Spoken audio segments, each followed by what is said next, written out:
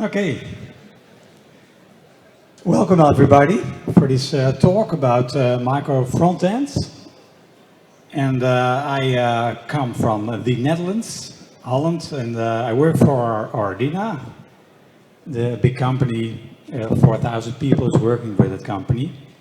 And I work for the department JS Roots, which is specialized in front-end. And I'm always keen to give a talk abroad. And so you start with Micro Frontends, a new architecture. Yeah, that's the question. Who have worked with Micro Frontends? Let's see. Wow.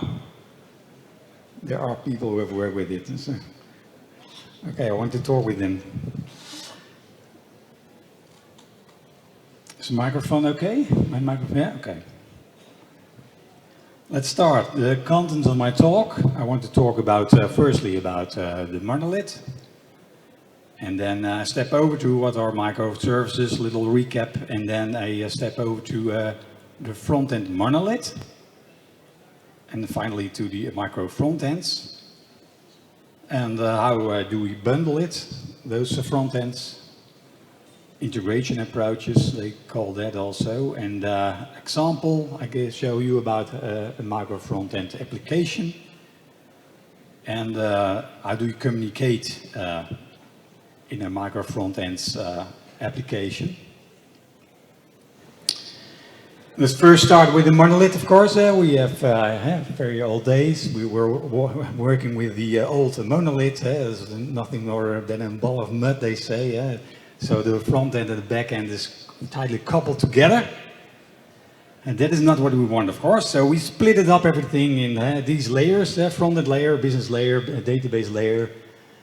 But we have also another problem. We have always a thing about this thing which happens when you change something in the front end or in the business layer or in the database layer. It has all effect on the other layers. So you have a ripple effect. So we decided to split up our application into microservices, and they call it also verticals, you can say, a little bit. It looks like verticals. So this, we recognize that it's better that one team is responsible for one business domain, for business domain user, business domain products, for example. So that works better, we recognized. And every microservice has its own database. That is also the best thing we have to do. So in microservices, well, let's recap, it is small, focused on one business domain. Focus on one thing, and it's autonomous. So in 2000, let's say 2014, Amazon came with the story that they have more than 400 microservices implemented. And that is okay. We are now talking about microservices. And Netflix came a few months later with, I have more microservices. I have nearly 1,000 microservices. Right, very well. But they forgot something. They forgot that the microservices has users. And what do I mean about that? They still have such an application, beautiful, split it up, all the back end. And the front end is still a monolith. And that is not what you want. You want to split it up like a microservices. You want to split up your front end like the microservices. So we have talked now, a recap, we've talked about that about the monolith, that the front end and back end is tightly coupled. And then we split it up. And at last we decided to step over to the microservices. And we recognize another problem, that we have a front-end monolith still. And there was a big problem also for Amazon and Netflix. So we recognized the micro frontends were born. So the idea is that that you have to split up your application in separate parts, little parts, and I call it Micro Frontends, and you have to bundle it together at production time. That is the idea of Micro Frontends, and this is the original definition about Micro Frontends. You can read it. This is an example of a Micro Frontend app. It is showing, you can see, it looks like you can choose food. That's of course true, but you choose here restaurants. So every image is in the restaurant itself. So every image is here a separate Micro Frontend, you could say, separate app.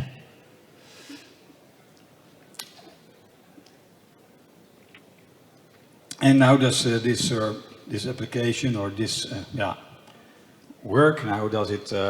What is the structure of it? It contains a container, which is responsible for cross-cutting concerns like authentication, authorization, and also routing. You see it upstairs, browser router for navigating between the screens or navigating between the Micro Frontends. And we have a search bar. We go back, you see your search bar, and also a list of restaurants. So that is the second Micro Frontend, browse restaurants. And when we click on such a restaurant, we get a page with a new Micro Frontend for ordering the food, of course. And this page contains also the same container, which also contains the router, the navigation, and also contains a Micro Frontend order food, I call it. So how do we slice such an application up? You can slice it up. We have one Micro Frontend per page. You can say we can couple it together with hyperlinks. But when you have multiple Micro Frontends in the front end, you can you have this situation, and then you can see that we have split it up, and every team is responsible here for one business domain. So business domain profile or business domain. Another team is responsible for catalog. Every team uses this. With Micro Frontends, you can choose your own framework. So the blue one can be React, and the green one Vue, and the red one Angular, for example. And also, what is the thing is that each team is also responsible for not only the Micro Frontend but also for the backend. That is to speed up development. It's better to that every team is responsible for one business domain, and we call it a vertical. A vertical consists of the front end and the back end. So it is not only back end, front end I'm talking about. How do we bundle our from Micro Frontends? How do we integrate such Micro Frontends? We can do it by hyperlinks, you see. I've showed it already, and you can also build it at build time. And you can also build it at server side and at runtime.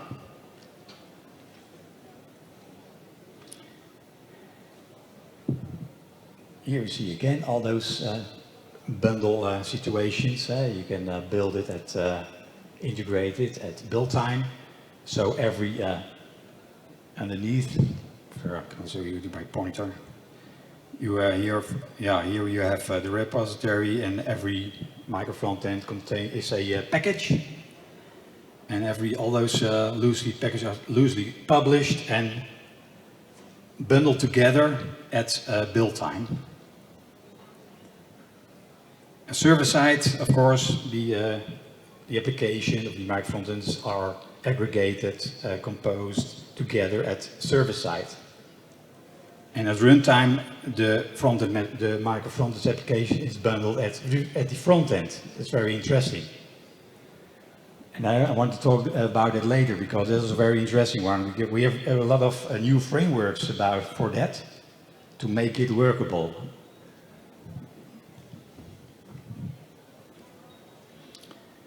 Build time integration is okay, I say it already. It is here you have separate parts of your application, split it up in separate packages, and you publish it all the separate packages, and we have you see a line around it. That's a container application, you can say. That will bundle it together. We do it very easily, like in this way, of course. You recognize it with the Package.json. It's a simple example, I know, but it is, you can recognize that you have the container application, and it bundles here with the Package.json. It bundles all those separate packages together.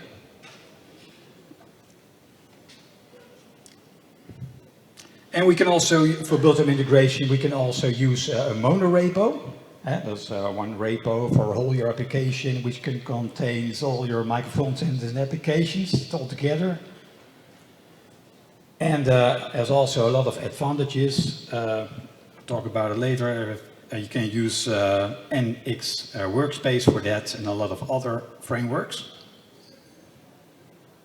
What are the positive things about built-in integration is that you can share your logic quite easily. You can make a shared library quite easily with, like that you make a file and you export it and import it in other micro frontends. It is very easy to do it in a Monorepo. You can share everything quite easily because all the application is loaded in your locally.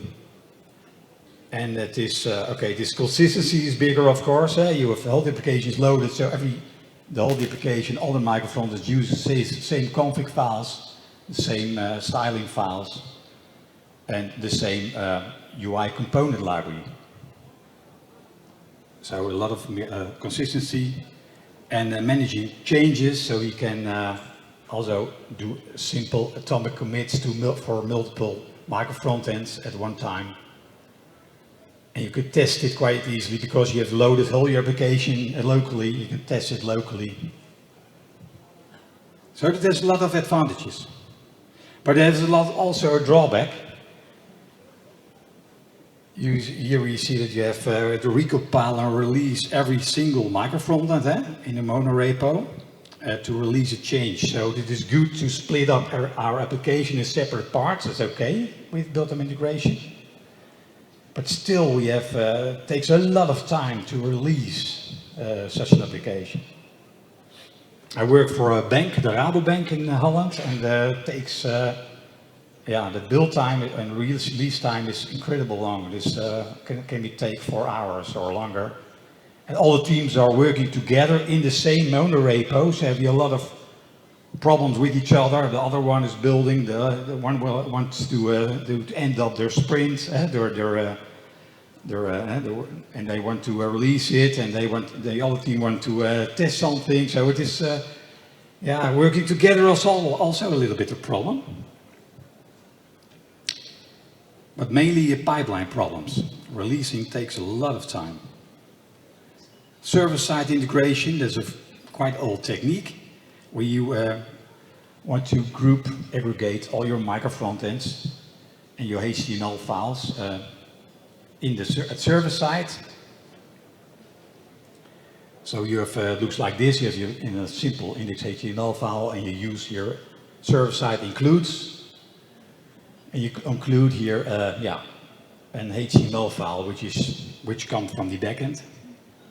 Here, for example, little example, an ng-inks file for configuring your server. It listens on port 88, and you see also here in the middle that we have a lot of links here, /browse, /order, and here we decide which HTML we want to load based on the URL. So simple it is. That is server-side integration. The runtime integration is a much more interesting one. We have a lot of tooling about for this, like Webpack module federation. I'm going to talk about it a little bit later. Runtime integration, how much time do we have left? Quite a lot. We can do that with iframe.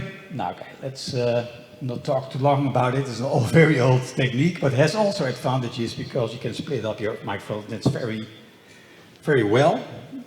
but they have also disadvantages, of course. And we can use my web components, and I want to talk about it also. Drawbacks about iframes, this old technique, and it's difficult to share history, and deep linking is quite difficult, but okay. Yeah, the advantage is, the positive thing is that you have really atomic micro frontends. But the communication between it is very difficult. Runtime integration with web components. Sorry. You can use it. You can a lot of frameworks you can use for this, and I step here over to Micro Frontends, to make a web component in a simple way first, and then I step over to another technique that is Webpack module federation I've already called, and that is really a technique which you can use nowadays to integrate React, Vue, Angular, etc. and make different applications with different frameworks. And that's really exciting. Okay, how do we create such a simple page with a web component? Let's start with a simple web component. Here we have a restaurant, good food, and you can order a lot, and here you see a menu. How do you make such a screen in a simple way? Here you see Micro Frontend, order food. This is my web component I've created. And how do I create this tag? This is my own tag I've created, Micro Frontend order food. And this Micro Frontend order food will render this page. How do we do that? I pass in 3 attributes with the values, the name, curry delights, and an image, and the menu items. For simplicity, I only go further with the image and the name. So here we have a simple web component. This is basic, and it extends HTML element. And HTML element, with that element, you can create custom web components. And you will call here a constructor, and I call here super, so I can use all the logic from the HTML element. I define here a shadow DOM. There's an encapsulated view is that, so you can view something on your screen. And what do I want to view? I want to view a image. So I document create element image, so I have an image tag, and I attach here, assign here my data name, which I've passed here in, the curry delights, and the data image I pass here in. I grab them here with get attribute, and I assign them to the image, and I append it to the shadow DOM, so I can show it. Before I can do that, I have to, underneath, I define here my web component, Micro Frontend order food. That's the way it works out of the box. When you, this is all the code you need to make such a screen. The only thing I skipped was the menu items. So this is a simple way of building it, of course. But how do we build whole the application with Micro Frontends? So we have here an index.html file. It's very tiny, and it represents our container application. Where I was talking about. The container application is responsible for routing, navigation. 50 minutes left. Okay, good. And you see here that upstairs I define here 3 Micro Frontends. Those are bundled together. They have a bundle name. And the middle one is the order example.com, bundle yes. That contains my Micro Frontend here that I've created, this one. This one is in the bundle. And now I want to show that micro frontend on my page. How do I do that? With this index.html file, with this container file. I define here a ID where I want to show my micro frontend, want to render it. The ID is micro frontend root. And in the script tag, I define here my a list of web components by route. So slash, that's the base route for browsing the restaurants, and the slash order food I call, you recognize it, the micro front order food I've made already. And in the third part, I grab the, based on the location I've typed in, window location, that can be your URL of course. When it is slash order food, then this variable will contain slash order food. Yeah? Will contain micro frontend order food.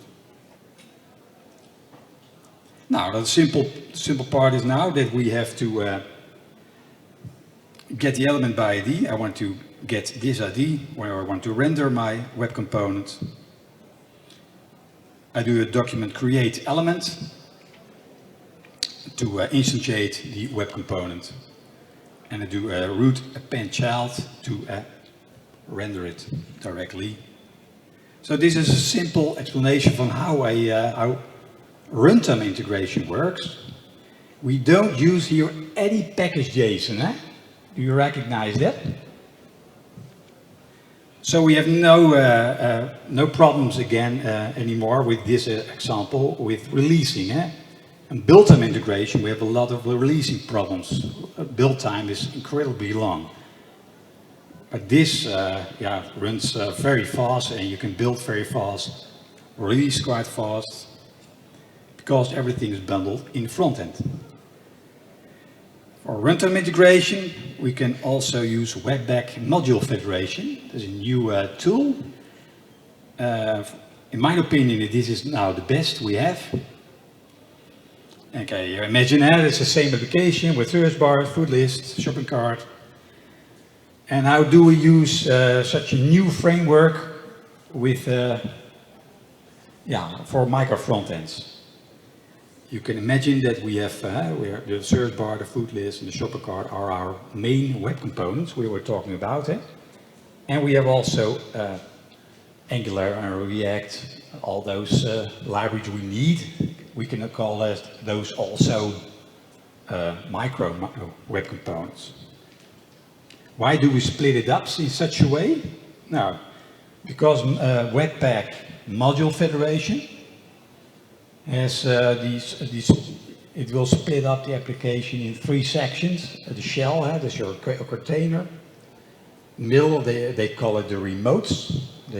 Those contains your microfrontends itself. And the underneath, they call it shared components. So you can imagine here that Angular, you see, it is shared. Here for the search bar it is used, and it is used for the food list. And it is, and the React is only used for the shopping cart. You should think that the Angular is loaded here 2 times for search bar and also for the food list, but that is not true. The Webpack module federation will load it once, and this is very positive. So you have less code you have to transport over the line. Better performance. This is how you configure it.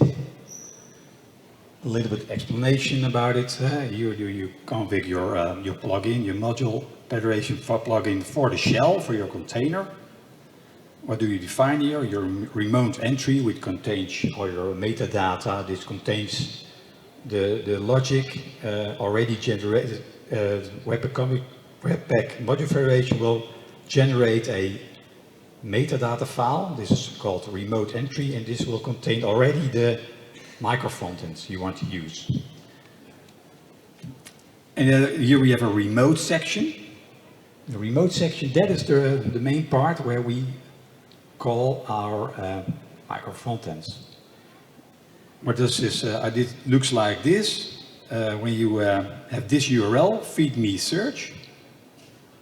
This will map to feed me search micro frontend. You can on the other side, on the micro frontend side, you can call it also another, give it also another name. Feed me X for feed me Peter. Okay, doesn't matter, but it maps here, and it maps also to the URL. This URL. So the remote section, we define our main micro frontends, and in the shared part we define our our modules we use in our application, and also the libraries we want to use and also load once. Now, runtime integration, it's easier to deploy, test, and release your micro frontend independently. Okay, you have no Package.json is needed for this one. It's also quite positive. And then, and you can also better integrating, deep linking, history, and everything. You can you can communicate with each other, all those micro frontends. Which integration approach to use? When your application is very huge, you can say, what is huge? Say 3 teams or more, then it is quite big, you can say. Then you can stop over to perhaps to micro frontends. When you have 2 teams working on a project, we can say you can use you can still work with the frontend monolith. Okay, your application is huge enough to split up, and your UI parts are strongly independent. Then you can choose to step over to hyperlinking. When your parts are not strongly independent, and you are not you have no problems with the server round trips, then you can use server-side integration, or you can or else you can go over to build time or runtime integration.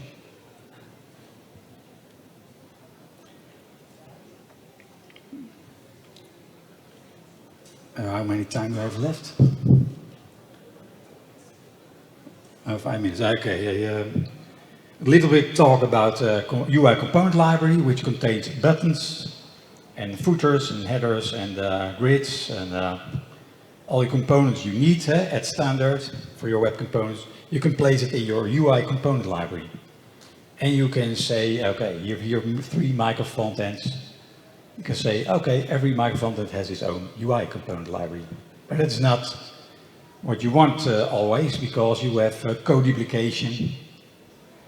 And you have a lot of overhead, and also no consistency between styling. That can happen, of course.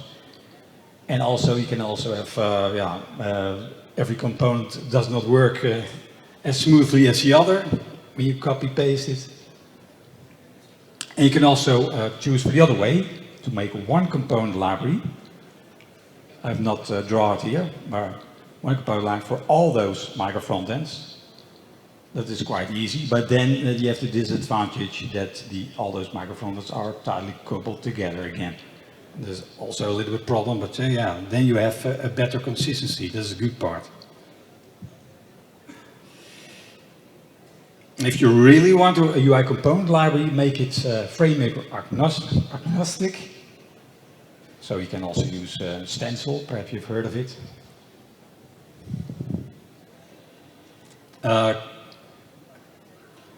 Communication between micro frontends, you can do it very easily with, you can imagine that you define here you dispatch an event here. You want to communicate with one microservices to the other. You can do that with events, and underneath here I dispatch an event from one micro frontend to the other. And in the other microphone, I define here my listener, so I can listen to the end event. That's the most simple one, of course. And we have also the most difficult one, but also, it is not preferred always, because this is very easy to implement, and not easy to implement, but very, the microfrontends can very easily communicate then with each other, of course, when you use a shared library, for shared communication, like Redux or something, NGRX. Okay, the microfrontends are then again tightly coupled together with the where you use global state. So I've designed here also a service worker here downstairs, so you can also use this for when you're offline, for example, for caching your application. So that is also a good part about such a library as Redux. Now, this is the last slide. The downside of microfrontends, you can have the payload size can be a problem. So you can have a lot of duplication of code when you duplicate all those UI component libraries. Implementing changes can be a problem because when you want to change something, it can affect a lot of microfrontends, all those changes. And the microfrontends are made by different teams with different frameworks, so that can be a problem. Switching between teams can be the problem, of course. Every microfrontend is built in a different framework. That can be testing, integration testing can be difficult. You have to spin up the application to test it. Okay. And the sharing problem, I've talked about it already, sharing the UI component library. I think I have to stop now because time is up. This was my talk. Are there questions? I'm ready to take some questions. If you guys want to raise your hands, I'll rush up with the microphone. There we are. First one there. Want to pass that along, please? Thank you. First of all, thank you. It was sharing a great idea, but I was wondering if any of those implementations are being shared to a GitHub repository, some GitHub repositories that we can actually see and try to test. Sorry? The question is, if you, for these separate solutions that you have presented, like for a linked or for the container application, is this shared to some GitHub repository that we can give us in order to test and try to play around with it? To test and play around with it. Easy, you mean? If it's easy, it is? If the GitHub repository is shared, the solution that you have presented, if it is shared in a GitHub repository that you already have. You do Webpack, for example. I don't know perhaps what you mean with okay. Didn't understand. Let me clarify. Let's talk downstairs. Let me clarify. You have presented, for example, a container application, yet you can include multiple others that are micro apps. The code base that you have presented, is it shared somewhere? Do you have a GitHub repository that? No, I know it. No. That would be a nice idea to do that, to implement, because it's really a piece of work that we can reuse actually and try to play around with it. Yeah, of course. Okay, I have one. Okay, I will send you. I'll send it on Twitter. I can do it. Yeah. Good idea.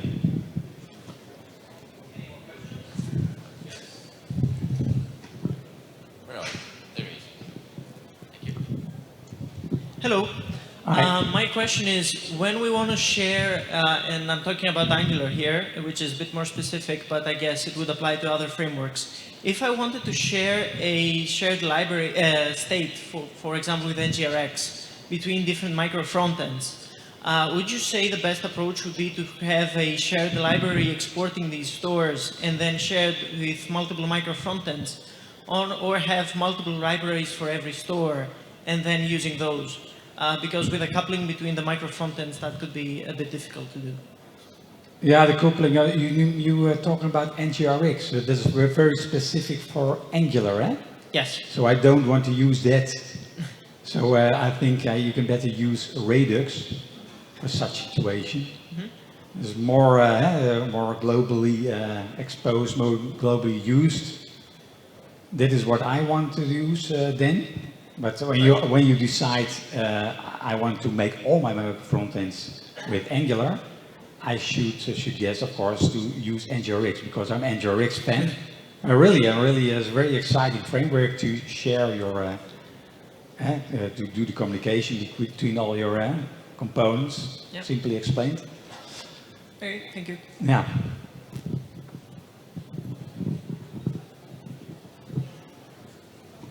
We have 4 more minutes before you guys go for lunch, unless you want to stick around and have more of a conversation. Hello first, great presentation. Oh, thank you.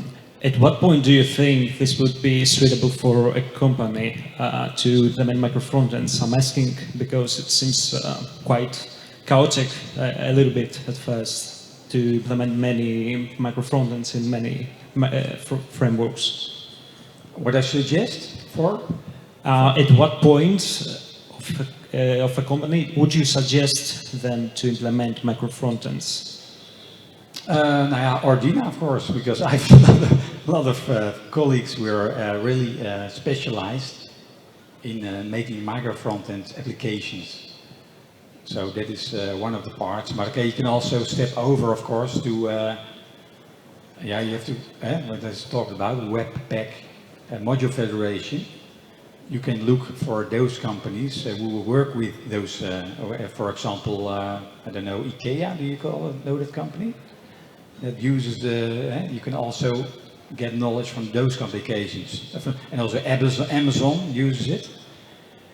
Perhaps you can get there a lot of, yeah. So basically big companies. Yeah. Yeah. All right. Thank you. We have time for one more question if we have someone who'd like to put it. Do a second one too. Yeah. Doesn't share a state between micro frontends beat the whole purpose? Because, for example, when we talk about the backend, each microservice has its own database. Yeah, right. So, Yeah. to my mind, shared state seems like an anti-pattern. Shouldn't each micro frontend have its own isolated state? Each microphone has its own state. Will you have to use share state or separate state? What do you mean? Yeah, I mean that in my mind, shared state doesn't make much sense between micro frontends, because if they share a state, maybe there should be a bigger monolith. This is what I want to say, of course. You couple it together, all those micro frontends, with those shared. So that's the disadvantage, of course. And that is the same what you say about the backend. You want to split up your database. You want every microservice have its own database, and every micro frontend should have its own communication. So yeah, with events, this is the best way, I think. And then should be the micro frontend should be separate as possible. Atomic as possible. Hi. Do you have any advice on ensuring visual consistency between web components? Consistency? I mean, yes. In theming. Sorry? So, different teams are responsible for different web components. So all of them come together in one application. But Yeah. how do you make sure that everything looks good together? Yeah, that is what I'm talking about. That's the problem with the UI component library. Yeah, you have a lot of companies, they step over to, yeah, okay, we have created all the separate parts, but we have one generic, we say component library. It does not, feels not good, of course, again. And then they decide they decide to so you can better choose a framework agnostic framework like Stencil. So, yeah, it is not coupled to your own language then, who you're working with, and it is yeah, a separate. You see it as a separate micro frontend then. Your component library. Okay. This is the way you have to think about it then. A little bit, yeah, it is a difficult part. You have always have that problem. Yeah, you can copy paste it, of course. Then you have duplicate code. Yeah. And what about CSS? CSS, the styling of it. That's a good one. Yeah, that's when you copy paste it, you can have problems. Then you can switch from one page to the other, and the other page has another color. So, Thank you. Well, thank you so much for that great talk. I'm afraid we don't have time for one, but I'm sure you'll be available at lunch for any more questions. Alrighty, folks. Before thank you very much. I should say a little gift from all of us to Peter. Peter, something from Greece, a little olive tree for you to plant back home. Yeah. Okay, and thank you so much for coming to Voxxed Thessaloniki. Thank you.